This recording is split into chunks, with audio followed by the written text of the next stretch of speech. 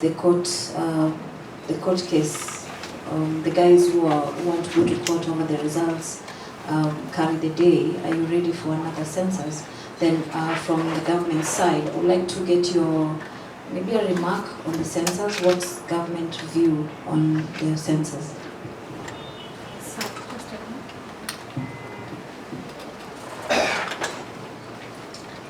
I am Adan Ibrahim Adan from KBC.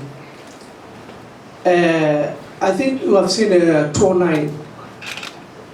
The census was indicating that some areas has raised up, and then in 2019 it has dropped. What happened? Can we have one more? My name is Abdiaziz Hashim from IGLU. I had the same question as Victoria, but this is directed to the government. Could you give us an update on the Marsabit attack that happened yesterday?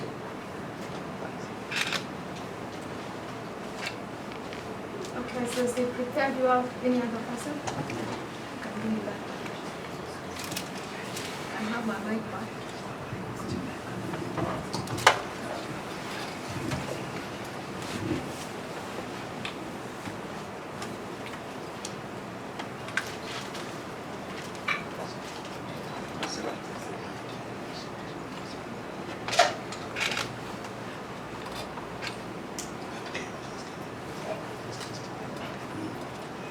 Thank you very much for your question. And I had when we were at KICC, I did indicate that we are a law-abiding institution.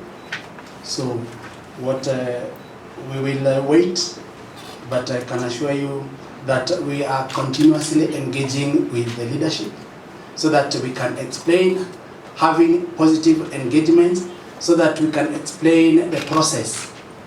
The process, it involved using mobile technology, using local people to do the actual count. So the process is engagement, continuously engaging, and we would not anticipate or speculate about what will happen. But the bottom line is that the government is law-abiding. And that's to assure you also that we are responsible for statistical information. We are mandated by the Statistics Act as the agency that is mandated to provide statistical information in this country. So legally, we are the agency that should or that disseminate statistical information in the country.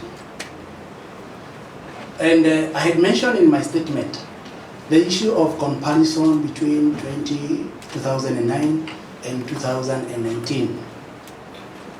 The results that we released were the enumerated population of 2019.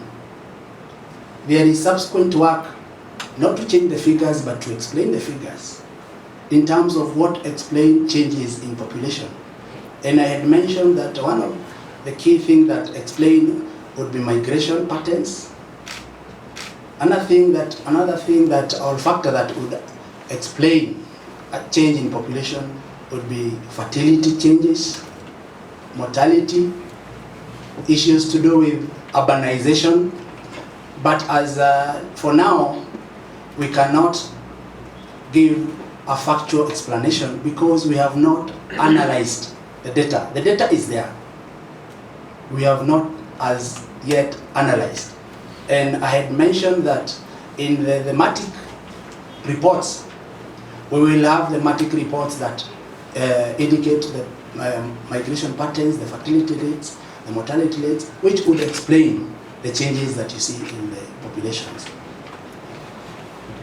Now regarding the incident in Marsabit, as a government, we really are concerned about such incidents.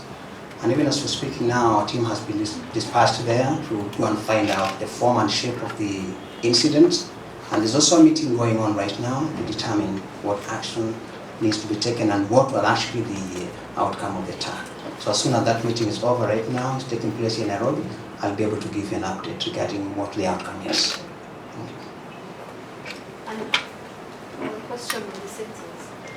Question? Let's speak up, please. I had wanted to get your remark on the census? The government's what's the government saying about the census I think that's what the DG did mention. from your side? We are the same government. The DG is Maybe to emphasize is that the Bureau is also part of government. We are a semi-autonomous agency in government mandated by the Statistics Act to collect, to disseminate or disseminate statistical information. Yeah, so we are a government agency.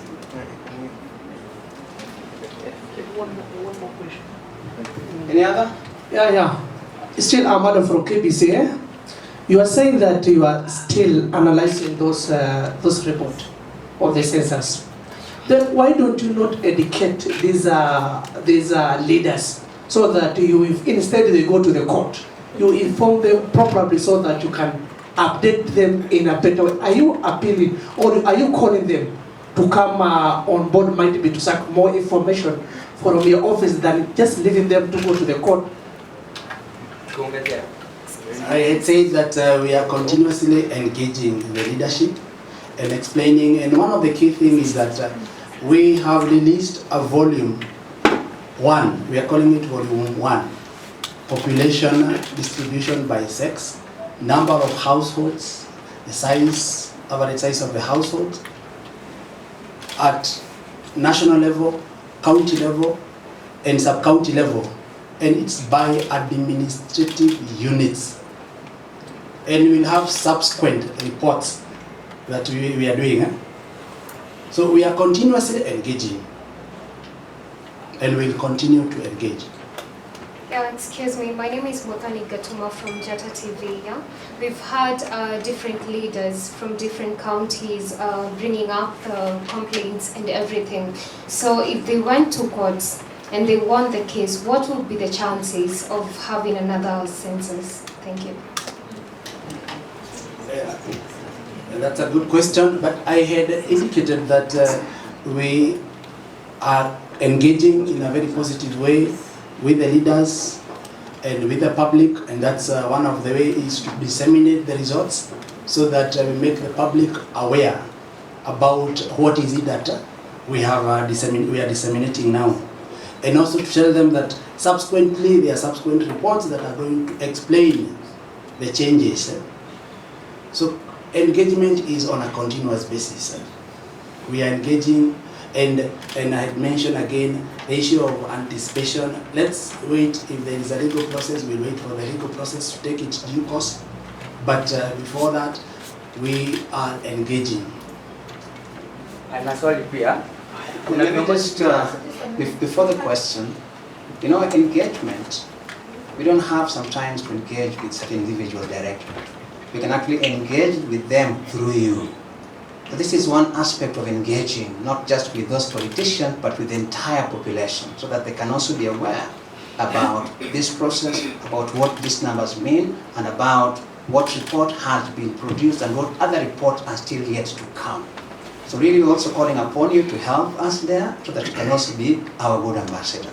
So really there is no way we can be able to engage with everyone, but there's a way that we can use you to engage with every other element in this society, and this is just the starting point. There's a question that had been asked on the other side. I'm not sure you responded to it, and that is the call by the leader of majority in the National Assembly, Aden Duale. He's saying that they'll be demanding that you open the servers. Do you foresee a situation that would be necessary? Is it something that is actually possible from KNBS point of view? Again, it's about engagement, and we are very sure that when we engage positively, when we explain the process, because the key thing is to note the process that was used, the method that we used, and to note that census is guided by international processes, by international recommendations, and there are issues to do with data protection, data privacy, issues to do with confidentiality. All those would be taken into consideration. So let's not anticipate, because Parliament also would need to be sensitized so that we can, as a nation, continue to engage so that we can disseminate the results to each and every Kenyan in this country. Are there more questions? Are there more questions? And again, the issue to add, to conclude, is the assurance of the quality of the data that we generated, the process that we used. We are happy that it was digitally done. We used mobile technology, and we appreciate that the mobile devices were actually assembled locally. Even the data capture system was also developed internally by the Bureau. Then even when we went to do the actual enumeration, we had teams there. We had coordinators, we had ICT supervisors, we had content to look at all the emerging issues. This was to ensure the issue of quality of data. And again, we note that we were using also the local people to collect the data at that point. And we had very good trainings that were done. We also did invite international observers. They came to observe the whole process. Even national statistical offices across Africa, there were delegations that came to see how the process was done. So there is the assurance that we did a credible job, and the quality, we are sure that the results that we disseminated or we generated are robust statistically. Thank you very much, DG. I can see one hand up there. So nina mwisho tu, mimi naitwa Raymond kutoka Milele FM. Tunataka kujua tu kama serikali sasa hivi labda ile zoezi la huduma namba limefikia wapi, kwa sababu bado tuko kimya, kujishurutisha Wakenya wakisajili mpaka hivi sasa tujajua nini haswa kinaendelea. Ni watu wangapi haswa ambao tayari wamechukua hiyo huduma. Asante sana kwa swali hilo.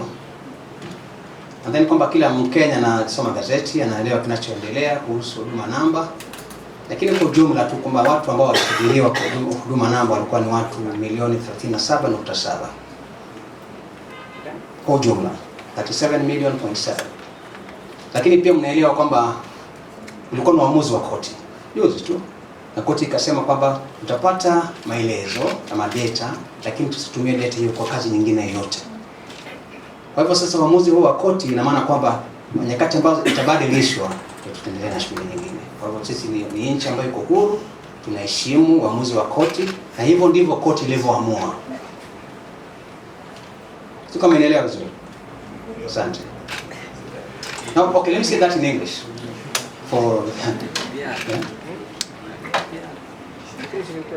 So the court decided that the data be collected, but that data cannot be used for any other purpose. It should be collected and until the court decides. The ruling on what to do with the data will be made in December. Okay? So as of now, the data is with the government, but the government cannot do anything because we're a law-abiding government. Right? That is the position as of now. But the number that was registered in the global figure was 37,700,000. Okay. I hope that now does help. Okay. Thank you. So I think that brings us to the end. Again, I just wish to thank members of the Fourth Estate for your cooperation, your support, and we keep on requesting that that support should be maintained, even deepened.